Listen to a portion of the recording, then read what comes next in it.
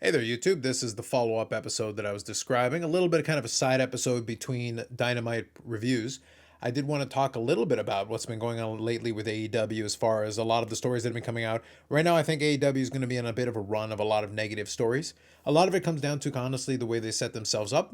So it is a little bit of a self-inflicted wound in a certain way. Some of it is just kind of the nature of once you get a little bit of momentum going and a little bit of the ball starts rolling down the hill a certain way, it's very difficult to kind of turn it around and get it back. And it kind of stemmed off of the initial negativity coming off of the whole CM Punk situation and a lot of things going on with the presumed perception of how the locker room was coming across based on what a lot of the reports and dirt sheet things were coming out. But you have to remember, at the end of the day, it is also a dirt sheet thing. They can report based on sources they give and basically get people's perception and opinion of what's going on. Even people that are involved in the room, though, are going to perceive things a certain way, and that doesn't necessarily carry over into everybody else. But I did want to talk about a couple of different things. Now, kind of a quick point off the top, coming off of the Dynamite review, where I did struggle with certain elements of it that I talked about during the review. Now, I do have a little bit of an update that came from Fightful a couple of days back, and not surprisingly, a fair bit of the show was affected by the hurricane in Florida. So, Tony Khan made public that those who lived in the area were not required to attend, so that did change up kind of the formatting of the show a little bit, which is not surprising, and that probably explained a lot of the different weird disjointed elements of it that I did refer to on the show. So I'm actually very happy that I did kind of stick with an incomplete as far as that show is concerned, because to me, the follow up this upcoming week will be more important to see exactly what direction the whole thing is going. So I did give it an incomplete as far as it's concerned, as opposed to a grade, and it turns out that was kind of fair given that they had some other ideas for what they were going to put on the show. I just don't know if these items on the show were necessarily going to make a big change. However, one of the big changes that it did make for the show was that Swerve Strickland was supposed to be on the show, couldn't travel, and as a result of it, Keith Lee was the one who went and did the segment with the Acclaimed that was just kind of part of the overall show. Otherwise, Swerve Strickland would have been involved in that, which probably would have made it a little bit more interesting, but I don't know if it would have made a major fundamental change to the show. Another one that couldn't make it to the show was Samoa Joe. They were doing a very ROH heavy kind of themed show from Philadelphia. The ROH TV champion would have been at the event, so that makes a lot of sense as well. So we'll have to see if there were any other absences as pertains to that. So I did want to give that little note off the top. Going forward from that, I did want to talk a little bit about, as I mentioned before, the whole situation with Malachi Black, Muddy Matthews, and a lot of other folks that have been presumed to have been asking for their release from AEW. And in turn, Tony Khan basically elaborating that no one, the story coming out that Tony Khan basically said that no one was getting a release at the moment. I'm okay with this, and I do want to take a moment and talk about it. I don't want to spend too much time on it, but I do want to talk about it a little bit from the perspective of me being sympathetic to the talent asking for their release, but also being sympathetic to Tony Khan realizing that, hey, you can't just give everybody a release just because they want to get a release. And that is not inconsistent, because one thing that AEW has done for the most part is that they have been fairly good about honoring their contracts. Generally speaking, the only time somebody has been released has been in the past when somebody explicitly asked for it, or a situation where there was a disciplinary issue. Outside of that, they have basically, even if they've decided we're not going to use them on TV anymore, they have allowed their contract to run all the way through and paid them all the way through the end.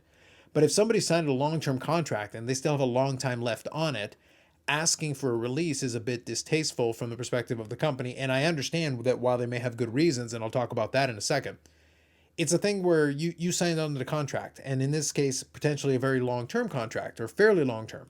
It's one of those things where you kind of made your bed and you got to lie in it to a certain degree. Now, let me go back over to the talent side a little bit here, and I say that I do understand that somebody like a Malachi Black or a Buddy Matthews and somebody like that who maybe wasn't booked in the way that maybe they feel they should have been can create a lot of friction and a lot of issues. And AEW has been very inconsistent about this, and it's something we've talked about on the reviews for the various Dynamites for quite a while. I don't talk so much about Rampage because it is still very much the pre-tape show, and it loses a lot. Like this week even, I have only watched clips here, a little bit here and there of some of the matches, because Rampage has not positioned itself in a way of being something that is must-see. I'll watch Dynamite, and then pretty much I can keep up with the programming based on that. A little bit of dark, a little bit of elevation, and usually that's enough. But what that means from the perspective of the talent is that effectively you've only got 2 hours of live television, and all these people are already under contract. And that's where Tony Khan's strategy of signing up all these people and relying on the surprise, it worked for a while, but it's one of those things where going forward, it's not going to be a viable strategy. Even going into the second week with Saraya, I don't know exactly where that's going to lead to. The segment that involved her was kind of awkward. I talked about that a fair bit during the review. But the reality is, even though it wasn't the best, if they follow it up with something decent going forward and stuff that makes sense going forward, and there is a commitment to incorporating that division, you could still get some value out of it. Is the key that I would say with that. So again, the follow up is going to be pretty much more important than what happened in that first week. Going forward as well, another element that is going to be absolutely key for them is going to be showing a recommitment to their existing talent, especially the talent that has been there for a long time, and showcasing them on television and getting them out there and finding ways to incorporate them into the show. And even some of the newer signees, you want to find ways to use them. I need to see some Miro. I need to see some Brody King, because even if Buddy Matthews and Malachi Black are going to be away for a while, the best response that Tony Khan could have right now, based on that, is to showcase Brody King. Get Julia Hart out there to help him out in some capacity. Get the two of them out there representing the House of Black indirectly or directly, whatever the case is going to be. But get them out there and showcase Brody King and find something great for him to do and get him out there doing it. Get Wardlow out there doing something. Keep MJF rolling. Right now, he's obviously more than capable of carrying his own segments. But you got to get some of these other people out there so that they can consistently be on television. Basically, you kind of have to start from square one. You almost have to begin with the idea that even though you're coming up on the 3-year anniversary, you almost have to play back like you're going back to the beginning, because you've established a new baseline, which is great. From a company perspective, you've at least got a baseline. This past week, because of everything that happened and also the hurricane coverage and everything, they fell below 1 million viewers, but not by a lot. It was 990,000, which is still pretty close. The fact that they had been averaging 1 million viewers since basically mid-August is actually pretty decent for them, because they had been sliding underneath that for a while prior to that. So it was good. If they can keep around 1 million viewers consistently, that's a good base with which to build off of. But as I said, even though they're coming up on the 3rd anniversary show, I think they're going to have to really treat this like they're rebuilding the foundation from scratch. They've still got their pillars. They've still got a lot of the common elements that could work for this show and make it viable long term. And they've got plenty of talented veterans and people that can help carry the load, but they have to be very careful about utilizing that young talent, elevating that young talent and getting them, and not missing on the fundamentals. And this is something that AEW has struggled with lately, especially the last maybe year or so, that they've been overly reliant on certain talents and surprises and these little tricks, whereas opposed to they could probably get a lot further along if only they just maintain some consistency. Now, I mentioned that there's going to be a couple of different stories that are on the more negative side. And like I said, a lot of this is self-inflicted, the AEW created for themselves. And one of them specifically that I saw this weekend was that sales for a lot of the upcoming live events for them, or the Dynamite and Rampage tapings, have been kind of slow in terms of ticket sales. And traditionally, AEW has been very strong as far as doing ticket sales, and they don't run the biggest venues or in the biggest configurations. Coming up in a couple of weeks, we have the show coming up in Canada. We have the two, the Dynamite and the Rampage taping. I have the good fortune I'll be able to attend both of those. I will say the Dynamite taping sold out pretty quickly, or it's pretty close to a sellout. It was very difficult to get those tickets if you didn't get them right away. We were able to get our hands on those. And then I have tickets to the Rampage one, which is tickets are still available. That one's a little bit easier, even though it's sold a decent amount of tickets. But ticket sales have been a bit soft, especially in some markets where they have been there in the past and they've had more success. Part of that is bad timing, because right now it is a little bit tougher economically, and I think that people are struggling with the idea, because I went and looked at WrestleNomics. If you go check them out, they're a good resource for this. I've been looking at a little bit of the WWE venues that they've been running. It's not like they're running 10,000 plus all the time right now either, although they've done a decent job selling, and they're doing decent as far as attendance is concerned. Right now, I don't think it's a super hot time for anybody, even though WWE, to their credit, has been doing much better in terms of the storylines and that. Not enough for me to care about it that much, because as I've mentioned previously, I'm not a big fan of what WWE is doing at this stage in the game, regardless of whether Triple H is doing it or Vince McMahon's doing it or Kevin Dunn is doing it. I'm really just not interested in what they have going on. However, you do give credit where it is due, and they've been doing a much better job of it. So obviously the narrative with these other stories in tandem is that obviously WWE has gotten a wind under the sails and really started to pick up the pace. But in reality, like, again, just offering my opinion as someone who was turned off of the WWE program some time ago, I really don't feel like it's made that show that much better. It is better, but it's one of those things where, like, a lot of the elements that I don't like about it are still there. So truthfully, you're not going to be able to change that without a complete revamp of personnel, a complete revamp in philosophy. That isn't to say they couldn't do it, but it doesn't change the fact that I'm just not interested in what they have to offer. But as I mentioned before, even being more of an AEW fanboy, if you will, if that's what you want to go with, I'm not going to claim the show is perfect. And as a matter of fact, there's a lot of gaping holes in a lot of the things that they're doing, and they're missing out on those opportunities, and they've lost a lot of momentum because of those missed opportunities and continuously making the same mistakes. Well, that is also going to hurt at the turnstile. If people don't feel like the product is hot at that point in time, then it's going to lose momentum. They came off a great show in Grand Slam, so that was a good thing. It seems that the locker room morale from more recent things seems to be a little bit better. But again, it's going to be consistency. That's why I keep harping on that notion of consistency. That is what's going to rebuild it. If you start here as this baseline and say, like, look, it's not perfect, there's a lot of things you got to smooth over, but you start developing that, you start featuring the Wardlows, the Miros, and a lot of these folks that have not been featured to the degree that they should have been. If you start featuring them properly and get them some airtime and utilize the limited TV time you have more effectively, the ratings will come. The turnstile attendance will solidify. Maybe it won't come right back right away because, again, economics beyond your control. But you should be treating this almost the way you did during the pandemic era. Focus on just making the show good. Focus on making the show consistent. And then the audience will give you a lot more grace and a lot more leeway. And then all of a sudden, things will stabilize nicely for you. You'll be able to sell a couple more tickets to these shows, and it will feel like a better atmosphere. It'll feel like a stronger atmosphere. And if people feel like the shows are worth attending because the audience seems to be into it, that will help in turn sell the show. The television show will show people that people in the arena are enjoying what they're seeing. They're reacting to what they're seeing. The crowds, if the crowds can be hot, that makes up for a lot. And if the shows are consistent, then the television audience will also come. And it's these two things in tandem. But it's about keeping the focus on making sure the in-ring product is there and not worrying about what the next surprise is going to be. And so that's been, like I said, one of the crutches of Tony Khan over the last several years is that it's been about surprise, surprise, surprise, surprise, surprise. The problem is at a certain point, you keep bringing in all these surprises. Eventually, these surprises have to start doing something for you going forward in order to really get the maximum value out of it. Now, one last thought I'll give, kind of pertaining to what I said a moment ago about the whole thing with the talent and wanting the releases and everything. I am understanding of it from the creative perspective that I just covered a moment ago. And like I said, a lot of ills can be cured simply by developing that consistency and being a lot more clear-cut about where everybody's role is, and also being very realistic about how you approach these talents. You can't be promising them the moon and the stars and then make a big debut for them and then immediately almost forget them and take them off TV. You can't be doing that because that's going to lead to dissatisfaction. That is going to lead to creative burnout. That's going to lead to you losing a lot of opportunities to get these people on your side and to make them loyal as much as you can, if we're being completely honest, because they are contractors. At the end of the day, their job as contracts expire is to make the maximum dollars. So if a bidding war between AEW and WWE is possible, then it would be dumb of them not to do that because it's an opportunity for them to make money and potentially get a better situation like anybody else on a contract in any other line of work or business.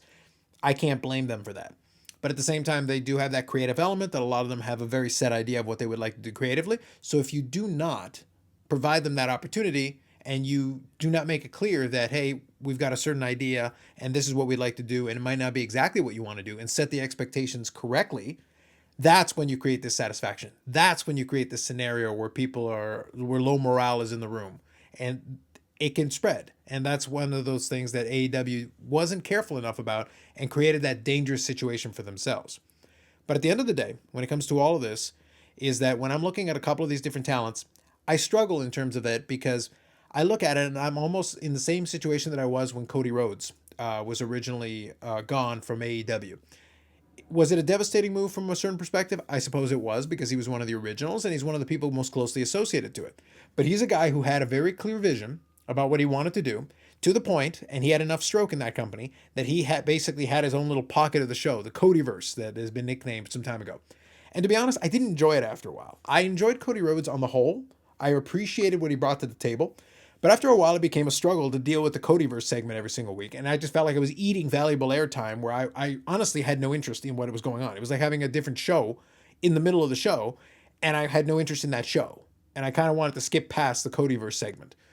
So his removal from it and going to WWE, it's like, great. Now you guys can focus on the Codyverse, and I don't care about it, and go put it over there where I'm not interested. But at the same time, I don't think Tony Khan ever fully recovered and took advantage of that additional airtime that was suddenly available to make it somebody else's, to really give them that opportunity to expand themselves. And I think I'll talk about this more in a video later on, but I will say that whether you like what she's doing now or not, I will say that Britt Baker was a good example of when a time, because of pandemic and because of the timing of the situation with the product, they were able to correctly use the time they had available to them to actually build up a character. If you guys remember back when Britt Baker first started, she actually was terrible in terms of presentation, didn't have any of the stuff going on that she had now. You may feel it's overexposed. You may feel there's too much of it now. But the point is, out of the women's in the women's division, she's the only one who has a definable character. She's the only one who has any kind of real backstory or history for the most part. And a lot of that was built during the pandemic era where she had that talking segment when she was injured. She was able to do that little backstage segment where she was able to establish a little bit of character, do promos, do in-ring promos consistently. She's the only one who consistently gets that, or used to get that. And that allows you to build up the character. At least if people don't like you because they see you too much, it means they consistently saw you. And that's been one of the critiques that I've had for a lot of these other talents. You're not even showing them enough for me to resent that they're there. So if you're at least at that stage, it means you're at least heading in the right direction. Well, maybe then you just learn how to rotate it a little bit better so you don't overdo it and get to that point. But at the same time, at least she has a character. You can define some of those elements. Everybody else, including the women's champion, Toni Storm, what is your character? She is from Australia previously. She's a very good wrestler. But that's about all we know. Even Jade Cargill, for all that she's done and all the poise that she's got at this stage in her development, what is Jade Cargill? What does she want? What is she doing? She had the Jade brand thing going for a while. She's got the baddies. But what is she doing? What is her purpose? What is her greater purpose? What does she want to do? And I can translate the exact same thing to the men's division, and that's kind of what's been stalling a couple of these different characters, even ones who got the right launching point. Wardlow got an excellent launching point. Wardlow is the TNT champion. What is Wardlow? What does Wardlow want? Other than to continue to be champion. What else does Wardlow want? What is his motivation? What direction does he want to go? These are things I'm missing. These are things I'm lacking in a lot of these characters, and that's going to hurt you in the long run. Because Wardlow was built up as a one of these potential characters that could be a basis, a foundation of what you're doing. Jungle Boy's got some things going on right now, but at the same time, what is Jungle Boy? What does Jungle Boy want? Currently, he wants revenge on Christian and Luchasaurus. Cool. What does he want after that? What else does he want? Does he want to become champion? Does he want to become a multi-time champion? Does he want to become one of the greatest of all time? What does he want? And this is a critique I could extend to both companies because there's plenty of characters that fall into these categories in both.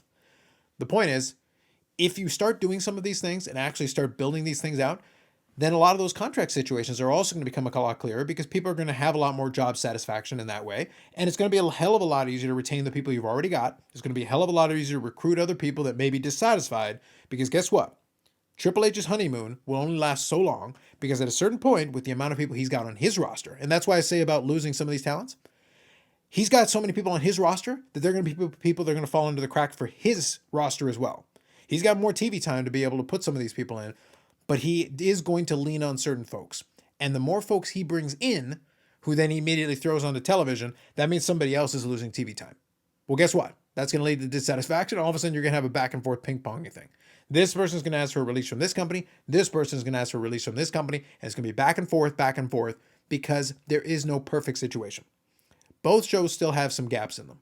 So it's just a matter of as wrestling fans to figure out what combination of flaws we can accept, how much entertainment we're getting out of it, and hopefully there's enough to make it interesting for you to watch. Anyway, just wanted to do a little video where I kind of went in a couple of different directions and gave some thoughts on some of this stuff, just some stuff that's on my mind right now and heading into the next couple of weeks of programming. I'm hoping that the next couple of weeks of programming are interesting because, as I said, in a couple of weeks, I'm going to get a chance to check out AEW Dynamite and Rampage in person for the very first time as they enter into the land of Canada. And I get a chance to see it for myself. And hopefully by that point, they've at least established some kind of a rhythm. And at least we have an idea of what we're going to expect to see. Because right now, at this moment in time, I have no idea what on earth we're going to see, even though it's going to be part of the show. That's going to make it really interesting. I assume we're going to get Chris Jericho in some capacity. Beyond that, I have no idea what we're going to get. Anyway, so that's it. I'm curious if you have any thoughts about kind of where AEW sits right now. If you're watching WWE instead, I'm not, like I mentioned, but if you are, I'm curious if the changes are to your satisfaction. Have you been feeling like it's like a surreal element of change to you? Is it going to be enough? If they kind of kept going the course the way they are right now, is that enough for you? Do you need some more from them? These are things that I'd be very curious about. Anyway, if you'd like to leave some comments, leave them in the comments section. I'd be happy to check it out. Otherwise, like if you like the video, subscribe to the channel. More videos coming up. Thanks very much. We'll catch you in the next one.